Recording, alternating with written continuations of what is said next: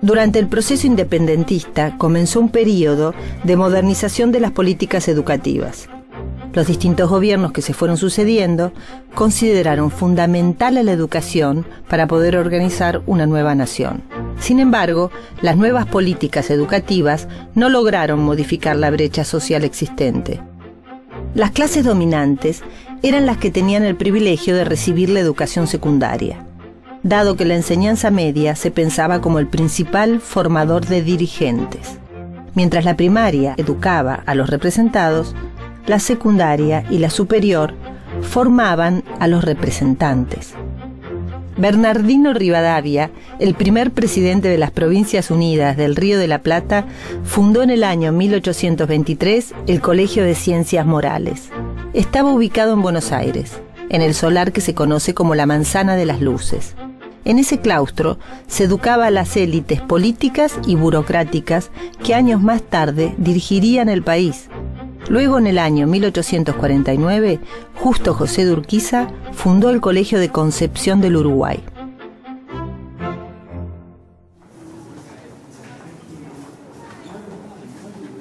La escuela media surge en Argentina con una intencionalidad eminentemente política. El Estado, en aquel momento, crea un tipo de escuela que sea útil, que sea significativo. Se les brindaban idiomas, pero no solamente idiomas clásicos, sino también otras lenguas para que los futuros políticos pudieran tener actuación internacional.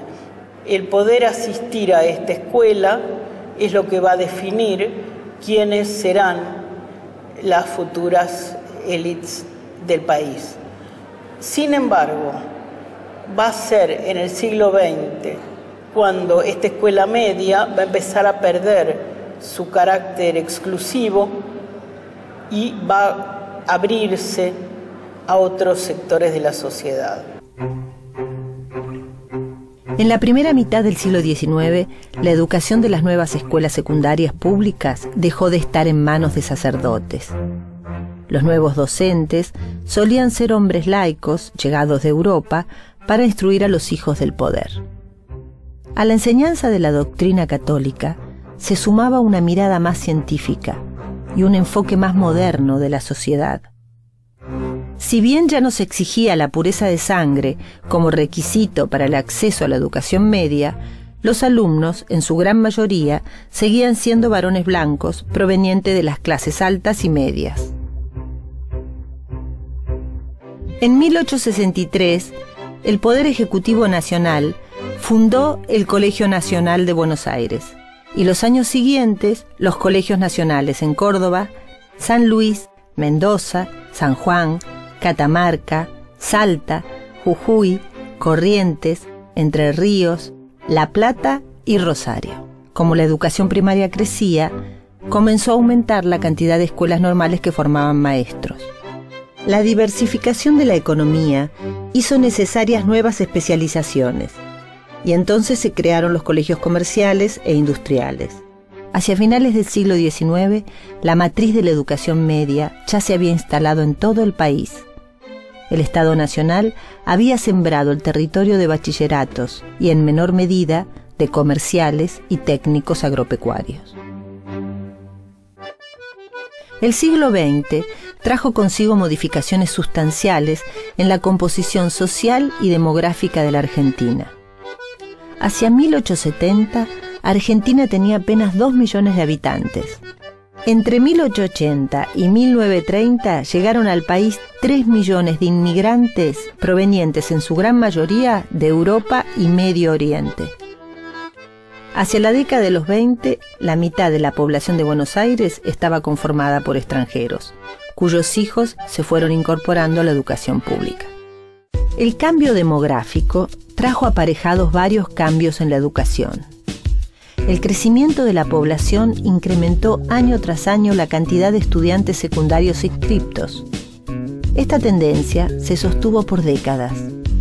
La escuela media se abría a nuevos sectores de la sociedad. Así fue como los títulos de bachiller técnico o perito mercantil se convertían en impulsores del fenómeno de movilidad social ascendente.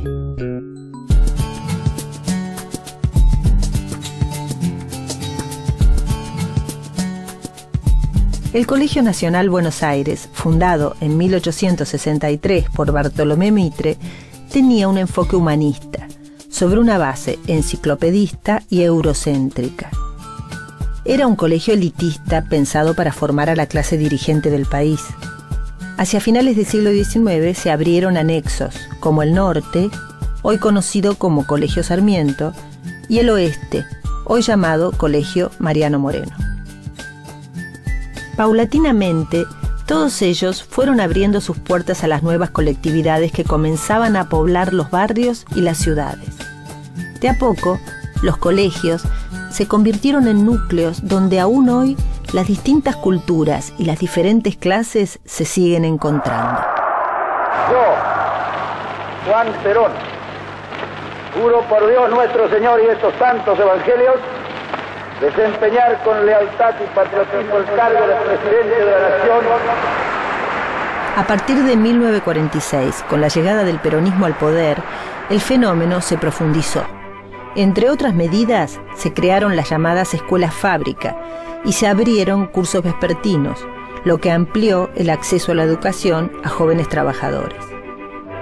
Creció la matriculación de mujeres, se construyeron edificios y se nombraron nuevos docentes. La política inclusiva del gobierno de Juan Domingo Perón promovió el acceso de la clase obrera a la enseñanza media. La educación secundaria se volvía masiva.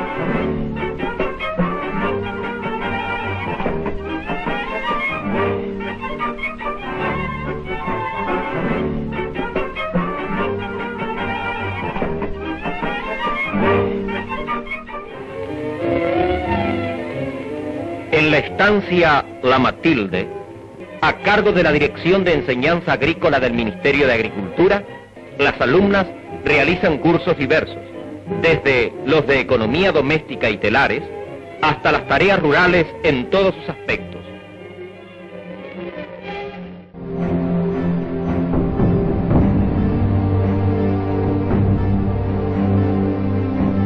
En 1955 marcó un giro en la educación media. La llamada Revolución Libertadora, que realizó el golpe de Estado contra Perón, inauguró el camino de la modificación del esquema educativo. Si bien la matrícula seguía expandiéndose, el horizonte ideológico se presentaba distinto. El Estado Nacional cedió su rol principal como agente educativo y avanzaron la educación privada y los estados provinciales. Comunicado número 1 de la Junta Militar. Se comunica a la población que a partir de la fecha el país se encuentra bajo el control operacional de la Junta Militar. La dictadura cívico-militar que gobernó el país entre 1976 y 1983 puso fin al crecimiento expansivo y sostenido de la escuela media. La violencia y la generalización de prácticas autoritarias se impusieron en los institutos educativos. Por primera vez en todo el siglo XX se frenó el crecimiento de la matrícula. El país entraba en su época más oscura. La secundaria también. Y asegurar los beneficios de la libertad para nosotros, para nuestra posteridad y para todos los hombres del mundo que deseen habitar el suelo argentino. En 1983 volvió la democracia. Después de vivir el periodo más trágico del país, Raúl Alfonsín encabezaba un gobierno elegido por el voto popular. Con la vuelta de la institucionalidad, la escuela media fue recuperando su tarea de desarrollo, crecimiento social y su rol de forjador de valores democráticos. Se incrementó también la cantidad de alumnos inscriptos en las escuelas secundarias. Se eliminó el examen de ingreso en los colegios dependientes directamente del Estado Nacional, lo que permitió ampliar a mayor cantidad de sectores el acceso a la escuela. En los años 90, el gobierno de Carlos Saúl Menem sancionó la Ley Federal de Educación. La antigua escuela secundaria se dividió en dos. Por un lado, el tercer ciclo obligatorio de educación general básica. Por el otro, el polimodal, orientado a diferentes modalidades que eran establecidas por cada provincia.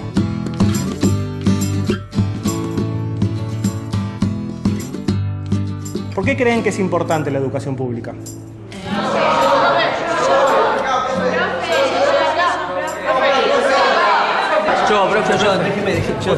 ¿Puedo yo? No, esa es la que contestar yo.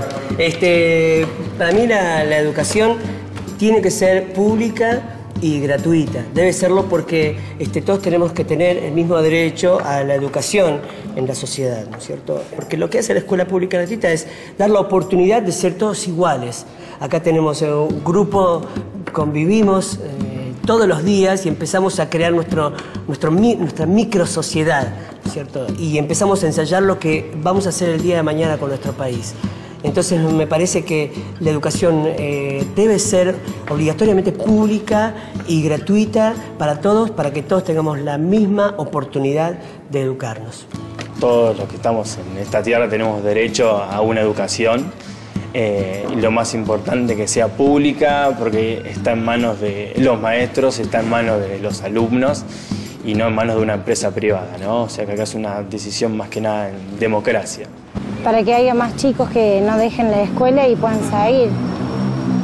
seguir estudiando y recibirse. Creo que brinda una educación muy importante para lo que es hoy en día la sociedad.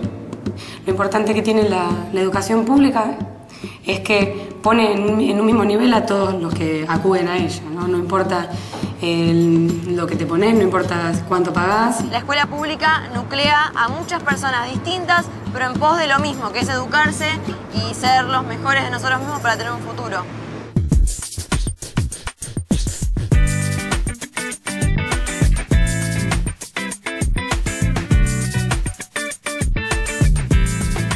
La enseñanza media fue evolucionando a lo largo de la historia argentina.